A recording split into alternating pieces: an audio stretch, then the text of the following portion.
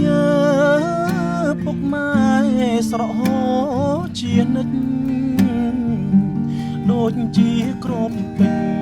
ក្រងទុកពាក់ឲ្យកូនរកស៊ីតស៊ូលឿយលំបាក់ខ្លួនប្រឹងរ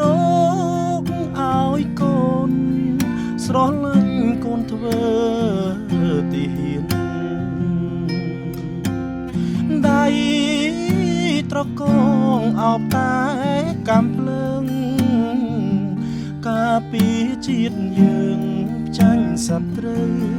ឆ្លៀនពីយប់ខ្លាំងគេងយំនឹកផ្ទះក៏មានពាក្យពេចន៍រយលៀនទុនទិញជាប់ក្នុងចិនដាជីវិតខ្ញុំសូមបូជាជូនជាតិខ្មែរ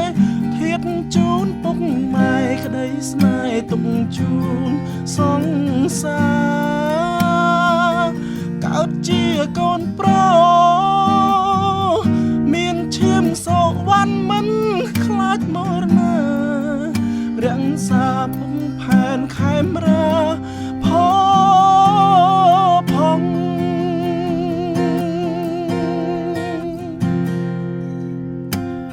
សង្សារអើយអូនសែនកំសត់គ្រាដែលបងព្រាត់ថែពុកម៉ែបងផងកុំឲ្យគាត់ឈោមាត់ទ្វាចាំបងព្រោះក្នុង